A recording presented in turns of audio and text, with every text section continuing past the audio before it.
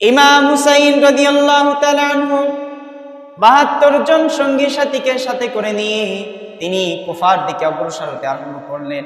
এই ৭২ জন সঙ্গী সাথীর মধ্যে ৪০ জন ছিল পুরুষ আর ৩২ জন ছিল নারী এবং শিশু। ৩২ জন নারী এবং শিশু আর ৪০ জন পুরুষ সঙ্গী সাথীকে সাথে করে নিয়ে ইমাম হুসাইন রাদিয়াল্লাহু তাআলা আনহু মদিনা থেকে তিনি কুফার দিকে অগ্রসর হতে আরম্ভ করলেন। কুফায় যেতে যেতে কারবালা নামক প্রান্তরে কারবালার ময়দানে তিনি যখন এসে পৌঁছালেন, ওই সময় কুফার গভর্নর ছিল উবাইদুল্লাহ ইবনে জিয়াদ নামের এক ব্যক্তি।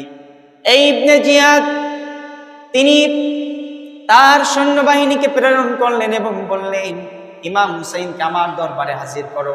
যখন তার সৈন্যবাহিনী ইমাম হুসাইন রাদিয়াল্লাহু তাআলা আনহুর কাছে গিয়ে বলল, ইবনে জিয়াদ আপনাকে তার দরবারে হাজির হতে বলেছেন, ইমাম হুসাইন রাদিয়াল্লাহু তাআলা আনহু ডাক দিয়ে বললেন, যে ব্যক্তি আল্লাহর রাসূলকে অস্বীকার করলো, যে ব্যক্তি আখিরাতকে অস্বীকার করলো, আমার জ্ঞান থাকতে জীবন থাকতে ওই ব্যক্তির সামনে আমি যেতে পারবো না। ইমাম হুসাইন রাদিয়াল্লাহু তাআলা আনহু বললেন যে ব্যক্তি আখিরাতকে অস্বীকার করলো, আল্লাহ রাসূলকে অস্বীকার করলো, আমার জীবন থাকতে ওই ব্যক্তির সামনে আমি যাব না। ইমাম হুসাইন রাদিয়াল্লাহু তাআলা আনহু তিনি এবং তার এই ৭২ জন সঙ্গী সাথীকে সেখানে আটকে ফেলা হলো। যখন তাকে সেখানে আটকে ফেলা হলো, তখন ইমাম হুসাইন রাদিয়াল্লাহু তাআলা আনহু বললেন, আমি তো এখানে এমনি এমনি আসি নাই, আমাকে আমন্ত্রণ করা হয়েছে, কুফাবাসী আমাকে আমন্ত্রণ করেছে, তাই আমি এসেছি তাদের দাওয়াতে। আমাকে এখানে কেন আটকাচ্ছ? যদি একান্তে আমাকে আটকাও, সামনে যেতে না দাও, হয় আমাকে সামনে যেতে দাও, ইয়াজিদি সৈন্যবাহিনীদের সাথে আমি যুদ্ধ করব, অথবা ইয়াজিদের মুখোমুখি বসে তার সাথে আমি বোঝাপড়া করবো, আমাকে সামনে যেতে দাও। কিন্তু ইয়াজিদের সৈন্যবাহিনী, এই কুফার গভর্নর ইবনে জিয়াদের নেতৃত্বে সৈন্যবাহিনী তারা তাকে আটকে ফেললো এবং তারা সামনে যেতে দিল না। যখন সামনে যেতে দিচ্ছে না, তখন ইমাম হুসাইন রাদিয়াল্লাহু তাআলা আনহু তিনি বললেন যে, যদি আমাকে এভাবে আটকে ফেলো, আমাকে সামনে যেতে না দাও, তাহলে আমাকে ছেড়ে দাও, আমি মদিনায় চলে যাব। কিন্তু তাকে মদিনায়ও যেতে দেওয়া হলো না। ইবনে জিয়াদ কুফার গভর্নর সে আদেশ জারি করে দিল যে হুসাইন রাদিয়াল্লাহু তাআলা আনহুকে সে হত্যা করবে। হুসাইন রাদিয়াল্লাহু তাআলা তার সঙ্গী সাথীকে সহ সকলকে সে আটকে ফেললো, সকলকে বাধাগ্রস্ত করলো। এই অবস্থায় রেখে 10 মুহররম সকালবেলা ইমাম হুসাইন রাদিয়াল্লাহু তাআলা আনহু তিনি রাতের বেলা 9 মুহররম, এই 9 মুহররমের দিনে 10 মুহররমের আগের দিনের রাত্রে ইমাম হুসাইন রাদিয়াল্লাহু তাআলা আনহু তিনি তার সঙ্গী সাথী সকলকে বলছে যে, ইয়াজিদ আমার শির চায়, আমার মাথা চাই, আমাকে সে হত্যা করতে চায়। তাহলে তোমরা কেন এখানে আমার সাথে কষ্ট পাবে, লাঞ্ছনা পাবে? বরং তোমরা সবাই মদিনায় ফিরে যাও, আমি এদের সাথে যুদ্ধে অবতরণ করব। ইমাম হুসাইন রাদিয়াল্লাহু তাআলা আনহুর এই কথায় তখন তার সঙ্গী সাথীরা বলল যে, হে ইমাম হুসাইন রাদিয়াল্লাহু তাআলা আনহু, আমরা যদি আপনাকে এই অবস্থায় ফেলে রেখে আমরা মদিনায় চলে যাই, আর আপনার যদি শাহাদাত নসিব হয়ে যায়, আপনি শহীদ হয়ে যান, তাহলে কাল কিয়ামতের কঠিন দিনে আল্লাহ রসুলের সামনে আমরা কি মুখ নিয়ে দাঁড়াবো?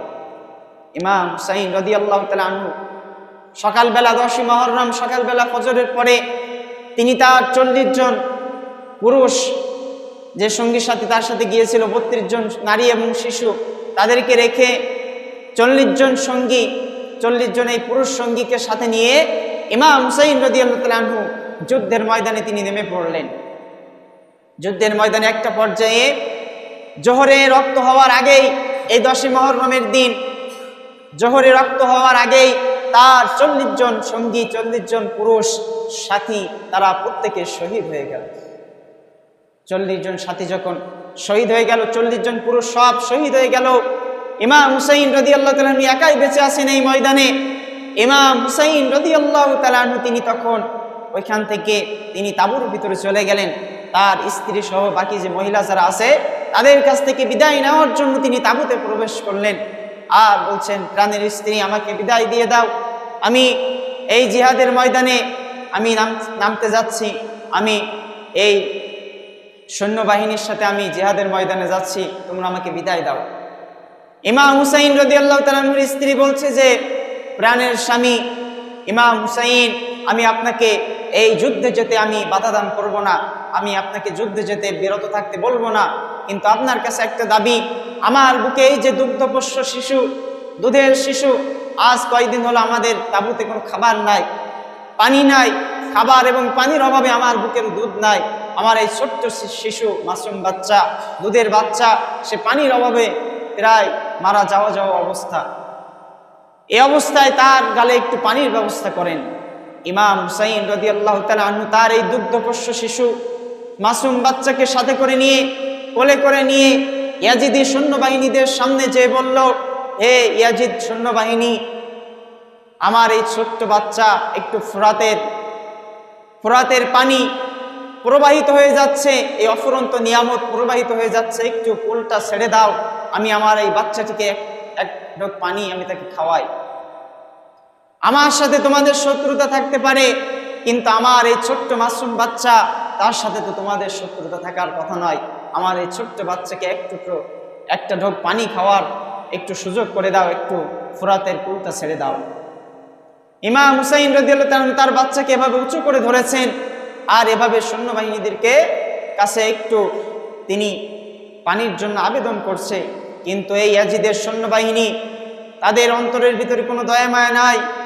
এই ইয়াজিদের সৈন্যবাহিনী তারা বিষাক্ত তীর ছুড়ে দিল ইমাম হুসাইনের হাতে উঁচু করে ধরা এই দুধের বাচ্চা, মাসুম বাচ্চা, দুগ্ধপোষ্য শিশুর বুক থেকে এই বিষাক্ত তীর তার বুকের ভিতরে ঢুকে দিয়ে এক সাইড থেকে অপর প্রান্তে বাহির হয়ে গেল।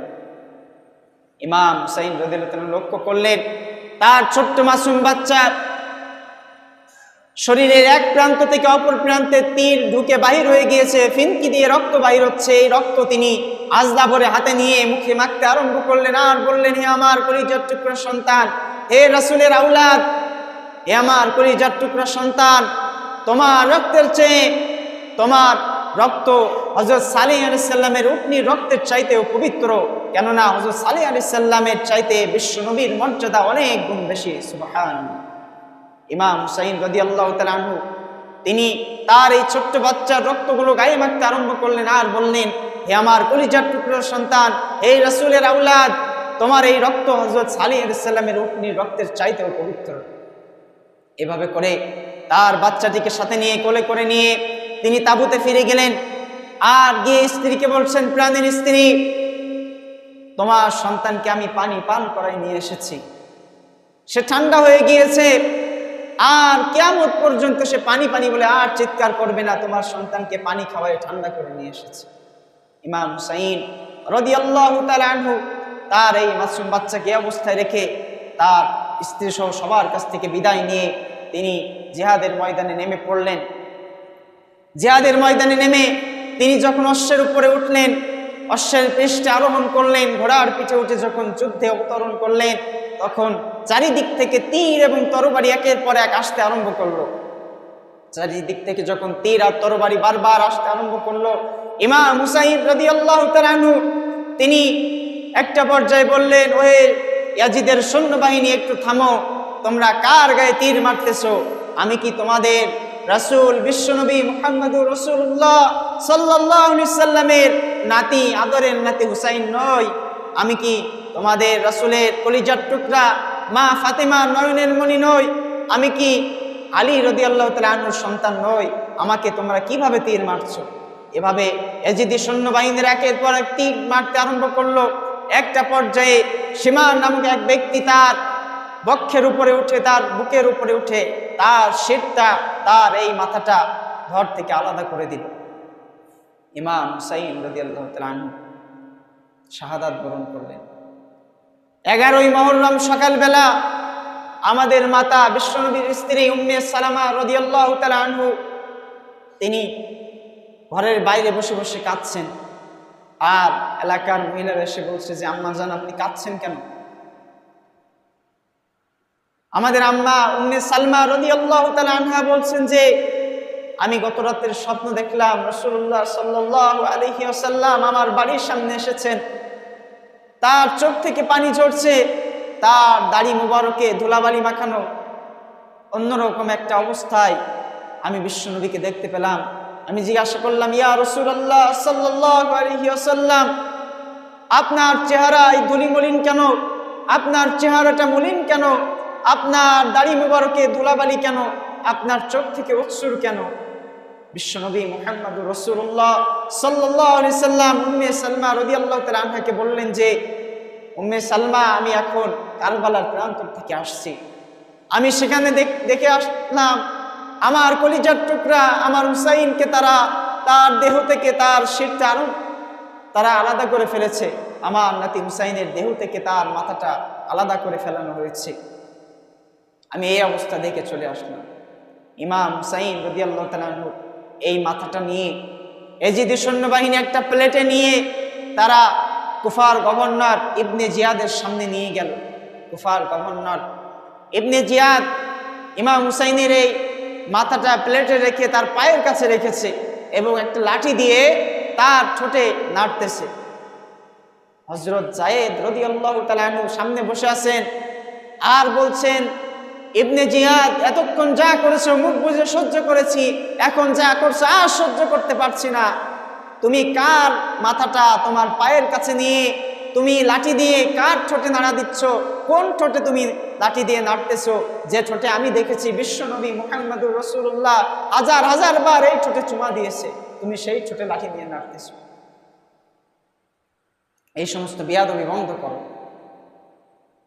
এভাবে করে ইমাম হুসাইন রাদিয়াল্লাহু তাআলা আনহু জীবন দিলেন ইসলামের জন্য, খিলাফতের ব্যবস্থা চালু রাখার জন্য তিনি জীবন দিলেন। আজকে সেই খেলাফত কোথায় চলে গেল? মুসলমানদের সেই খেলাফত আজকে আর নাই।